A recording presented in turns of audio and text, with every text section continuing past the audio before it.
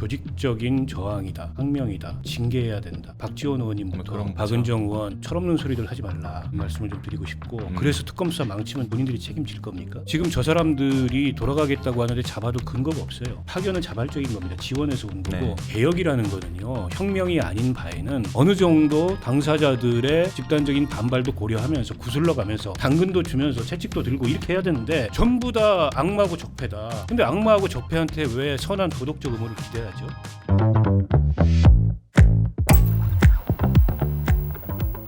정부조직법이 국무회의를 의결하면서 이제 검찰청이라는 조직이 이제 78년 만에 이제 해체가 확정이 됐습니다. 그래서 이제 내년 10월에는 검찰이라는 조직이 없어져요.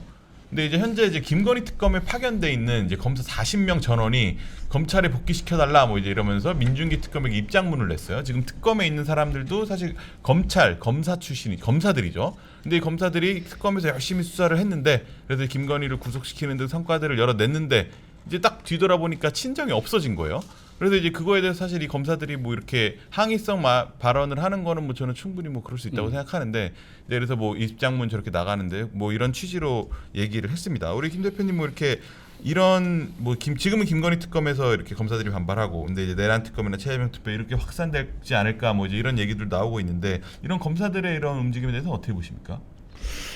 검사들 입장에서는 사실상 자신이 앞으로 이제 이 특검 수사를 마무리하고 검찰에 돌아가더라도 쉽게 말하면 이 특검에 처음에 이제 불려 나올 때는 이 사람은 그래도 이재명 정권에 상당히 그 호응이 이루어질 수 있는 그렇게 자진해서 또 자신의 앞길도 좀 밝혀보려고 하는 그런 선수들이 대체로 많이 모인 거 아닙니까?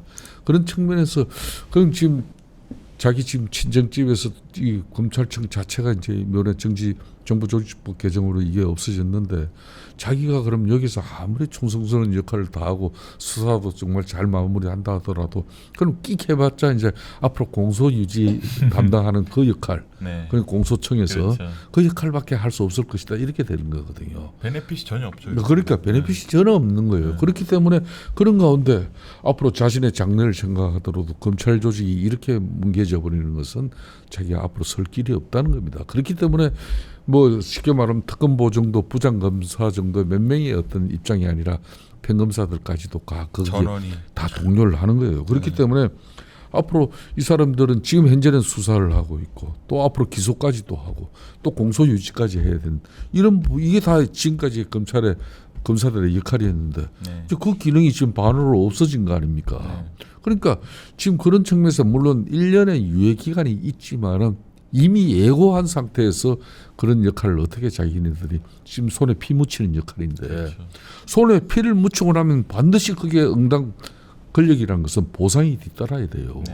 그래야 흔히 말하는 충성심이 있는 결과물을 만들어내는 건데 지금 제가 볼 때는 특검 입장에서는 상당히 위기가 왔습니다. 그렇지 않아도 이 특검의 수사가 거칠고 그리고 상당히 압수수색까지 남발을 하면서 뚜렷한 그렇게 압수수색까지 할 수는 벌써 결과가 좀 나와야 되는데 그게 너무 무리한 수사로 일관하고 있다는 그런 지금 법조계에 많은 비판이 있거든요.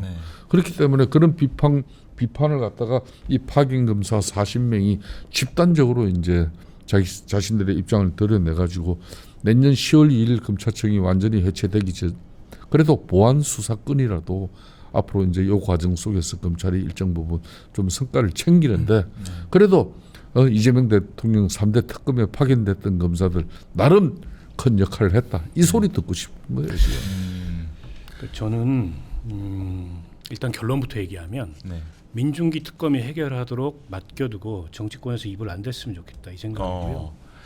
저걸 두고서 뭐 조직적인 저항이다, 항명이다, 징계해야 된다, 뭐 처벌해야 된다. 박지원 의원님부터 또 많죠. 박은정 의원 그러니까 철없는 소리들 하지 말라라는 말씀을 좀 드리고 싶고 그래서 특검 수사 망치면 본인들이 책임질 겁니까? 지금 저 사람들이 돌아가겠다고 하는데 잡아둘 근거가 없어요. 자, 파견은 자발적인 겁니다. 지원해서 온 거고 돌아가겠다면 복귀시켜 줘야 돼요.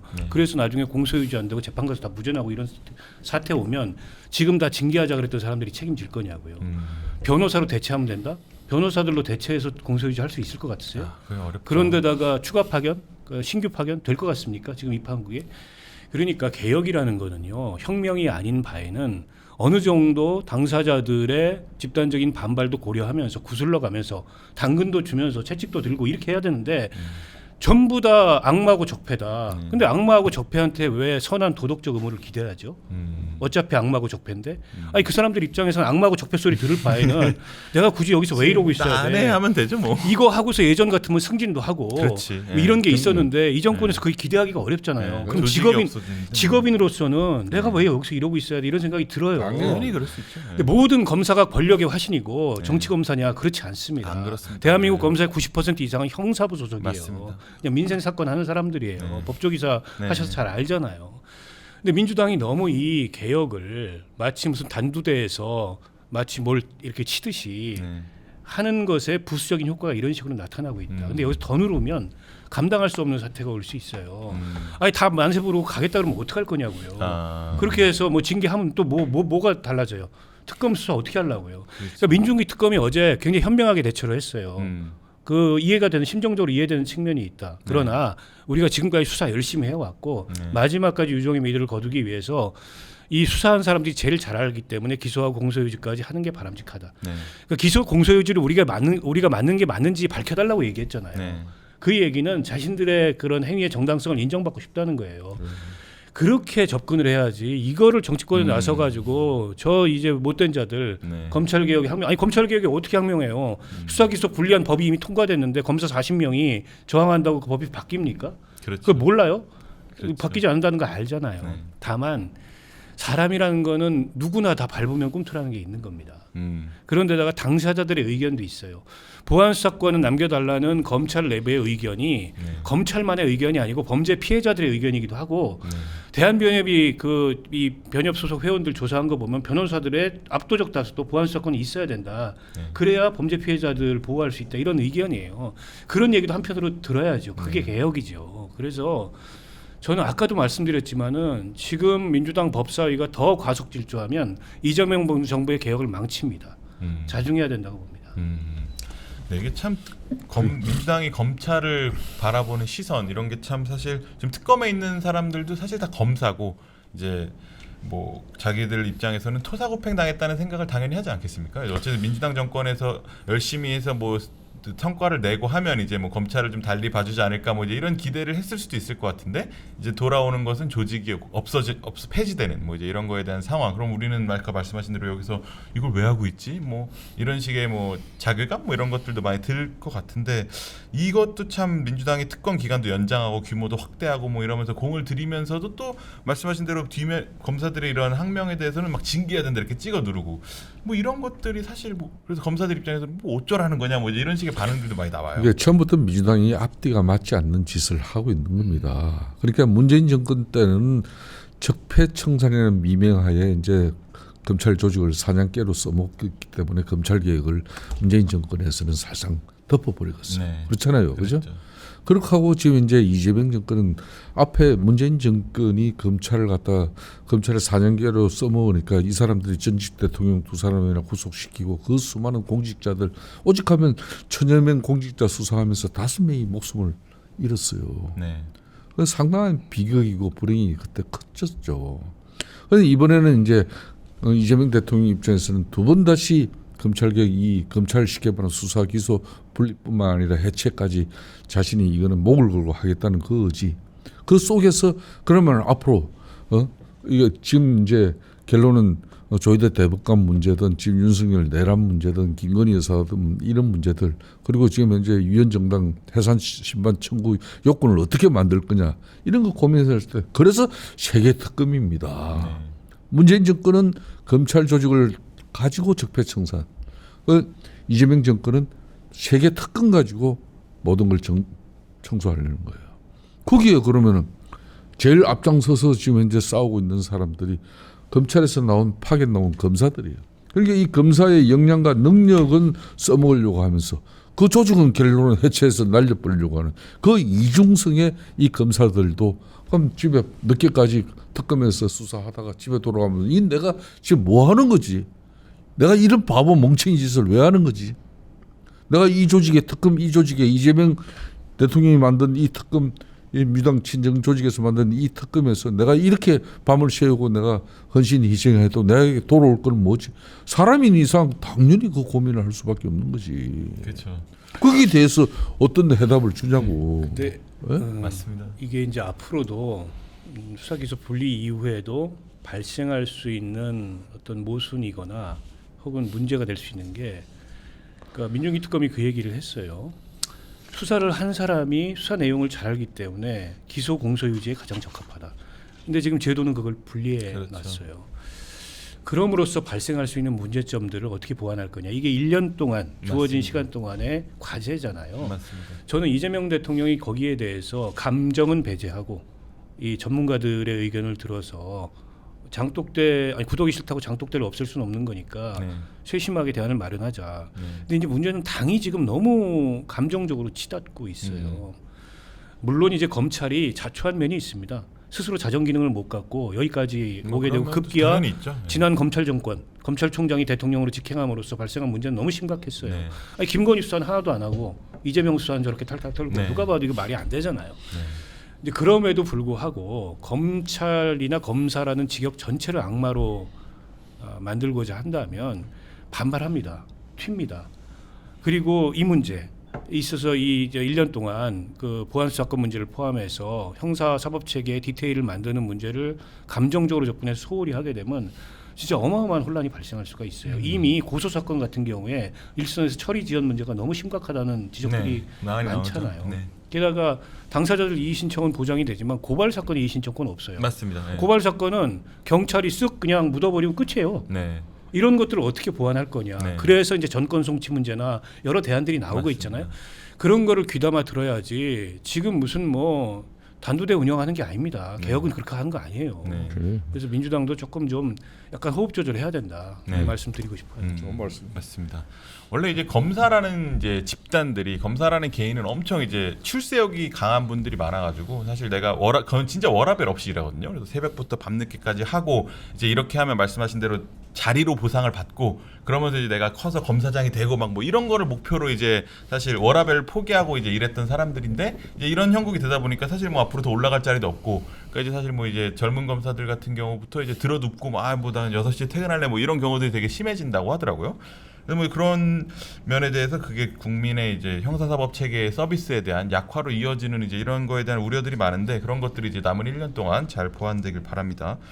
주제를 좀 바꿔가지고 이제 교사의 정치 참여 요게 이제 또 민주당 정청래 대표가 한국노총 만난 자리에서 얘기를 해서 또 화제가 됐습니다. 그래서 교사들이 뭐 페이스북에 좋아요도 못 누른다는 게 뭐 말이 되냐 뭐 이제 뭐 이런 취지로 이런 교사의 지금 정치 성향을 드러내는 게 지금 엄격하게 금지돼 있는데 이거에 대해서 좀 열어주겠다. 그리고 이제 민주당의 백승하 의원 교사 출신이죠. 여기서는 이제 관련 법안을 냈고 그리고 여기서는 휴직 상태인 교사도 선거에 출마할 수 있게 뭐 해준다는 뭐 이제 이런 얘기까지 나오고 있어요. 그래서 이제 교사 신분으로 뭐 국회의원 선거나 뭐 이런 데 나갈 수 있다는 거죠. 근데 이게 사실상 이제 전국 교직원 노동조합 이제 전교조죠. 전교조의 이제 수건 사업이긴 했었는데 그래서 이런 것들이 이제 민주당 의원이 추진하는 걸 보면서 이게 이러면 교사가 교실에서 막 정치적 성향을 너무 노골적으로 얘기하고 예전에 이제 고등학교에서 이런 적들이 있었죠. 그런 것들에 대해서 학부모들의 우려가 엄청 크게 나오고 있거든요. 우리 뉴스 어떻게 보시죠? 그렇습니다. 이게 이제 지난번 이제 육사 이제 조기 대선을 앞두고 이제 민주당과 한국노총이 정책연대를 체결했어요. 그래서 분기별로 한 번씩 이제 고위 정책 협의를 이제 개최하는 걸로 이제 합의를 해서 이제 민주당이 집권당이기 때문에 한국노총의 어떤 그런 뭐 근로조건 개선이라든지 또 근로자들의 삶의 지위 향상 뭐 이런 걸 위해서 많은 건의를 받아요. 또 민주당 입장에서는 또 뭐 각급 선거가 있으면은 또 노동단체 지원 협조 요구도 이제 비공식적이면 하고 이런 거거든요.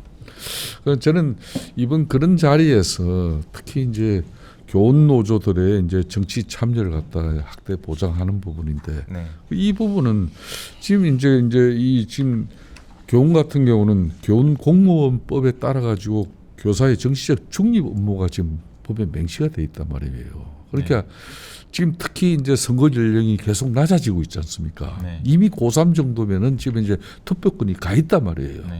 그러면 지금 학생들 같은 경우는 부모들 다음에 제일 많이 영향을 주는 사람이 바로 이 교사입니다. 특히 담임 교사예요.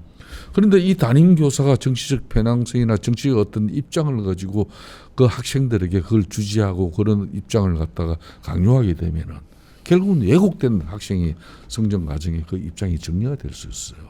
그렇기 때문에 저는 그래서 이제 이 교사들은 교육공무법의 정치적 중립 의무를 갖다 상당히 강하게 유지를 했고, 그럼 교원들이 노동자의 지위를 가지고 그러면 노동자로서 삶의 지위, 근로조건 개선, 그거는 당연히 중요한 거예요. 그래서 노동상권 중에서도 뭐 단체 교섭권이나 단체 행동권 요거 빼고는 뭐 단결권 이런 거는 지금 다 보장이 되고 있거든요. 그런 측면에서 이거는 노동상권하고 별개로 지금 이제 정치활동 보장을 요구하는 부분은 아직까지는, 그러니까 외국 같은 경우도 교원들에 대해서 정치활동을 허용하는 그런 경우도 있어요. 많아요. 있는데 철저하게, 그러니까 교육 현장에서는 정치적 편향성이나 정치적 입장을 가지는 것은 강력하게 규제하고 또 제재하는 그런 법이 또 부속적으로 늘 따라갑니다.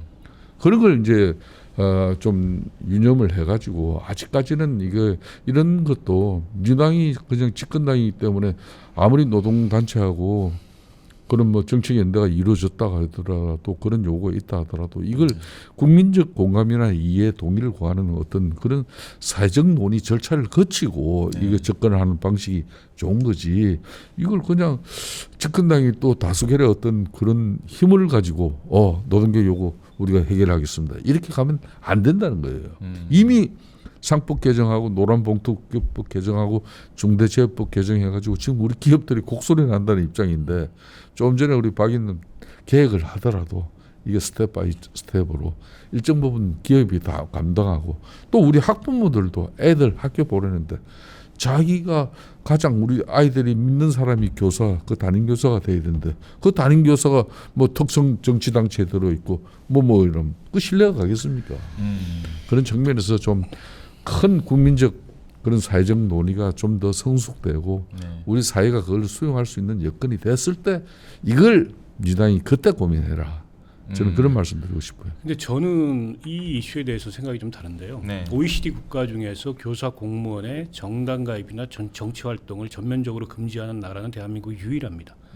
나머지 OECD 국가 중에는 이런 규제가 없어요. 그런데다가 이게 이제 우리 헌법상의 기본권과 충돌하는 측면이 있잖아요. 네. 누구나 참정권을 갖고 그렇죠. 있는데 교사라는 이유로 정당 가입도 안 되고 어떤 정치 활동도 안 되고 심지어 SNS에 좋아요 누르는 것까지도 눈치를 봐야 되는 상황은 좀 과도한 규제인데다가 철진한 규제죠. 이게 이제 교사라는 직업에 대한 뭐 아버지와 스승은 그림자도 안 밟는다 이런 봉건제적 사고의 산물이 아닌가 네. 싶어요. 근데 저는 교육 현장에서 교사가 정치적 발언을 함으로써 학생들한테 부정적 영향을 미칠 것에 대한 우려는 다른 세부적 규제를 만들어 가지고 보완할 수 있다고 보고, 때문에 원칙적 허용 예외적 금지로 가야 된다라고 생각을 합니다. 원칙적으로 열어두고 다만 디테일에 있어서 이런 건 금지한다. 그건 충분히 저는 교육 현장에서 합의를 만들어낼 수 있다고 생각하거든요. 그런데다가 교원 단체들은 이미 다 정치적 발언, 정치적 행위를 다 하고 있어요. 네. 교총은 안 사실상 합니까? 그렇죠. 교총 출신들, 교총회장 출신들이 국회의원도 하고 네. 전교조는 안 합니까?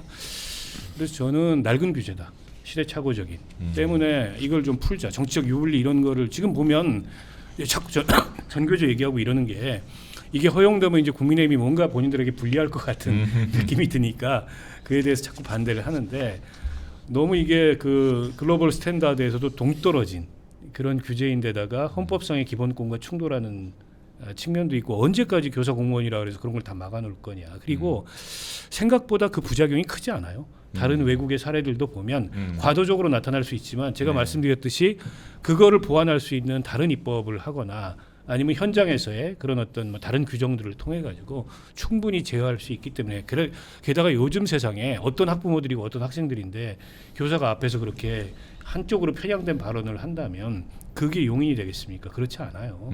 훨씬 더 개방된 사회이기 때문에 때문에 이거는 이제 우리 사회가 그동안에 축적해온 민주주의 역량을 저는 믿고 이제는 열어야 된다라고 저는 생각합니다. 제가 한 말씀은 좀 뭐 입장을 저는 뭐 어느 정도 좀 상당한 시간이 지나야 되겠지만 지금 같은 경우는 대한민국 정당 정치가 결론은 이제 팬덤 정치에 지금 이제 강성지층만 의식한 그런 상당히 극단적인 지금 정치에 함몰되어 있거든요. 네. 그게 지금 당내 정치만 하는 거지 정치 자체가 정당 정치가 지금 안 되고 있는 거예요. 네. 자, 그런 측면에서 지금 이제 교사 이분들 교사도 이제 노동자의 신분으로 인정해줘 가지고 아까 말씀드린 대로 단결권, 단체 교섭권 다 이제 허용이 됐는데 이 정치 참여도 직접적으로 그러면 할 수 있는 그런 길을 그럼 교사는 이제 공무원 교원이잖아요. 네. 그러면 이제 교사들만 이렇게 정치 참여를 풀어주고 나머지 공무원들은 여전히 그럼 정치적 중립을 유지해야 되냐? 공무원들이 한두 명이냐 이거예요. 예? 그러면 공무원들마저도 특정 정당에 정치에 함몰되고 편향적으로 어떤 그런 뭐 팬덤이 형성돼 버리면 대한민국은 어떻게 되겠습니까? 그러니까 이게 단순히 교사들 이 교원 노조의 문제만 아니라는 거예요. 교원 이 교원 공무원이기 때문에 전체 공무원들의 또 문호를 또 넓히는 것까지 그것까지 고민을 하면서 접근을 해요. 그러니까 이 법을 개정하더라도 이게 뭐 교원 공무원들 뭐 정치 참여 보장 그건 연령되는 게 아니에요. 정당법 개정해야죠. 정치자금법 개정해야죠. 지금 이제 국회의원들이 소액요금금 연말되면 10만 원짜리 많이 받잖아요. 유일하게 못 받는 대상들이 공무원이에요. 예? 공무원들의 정치적 중립 그렇죠. 못 내죠. 저희도 기자도 못 냅니다. 그래서 기자도 바로 여론을 갖다 주도하기 때문에 그런 문제는 좀 고민을 해야 된다 이런 이야기입니다.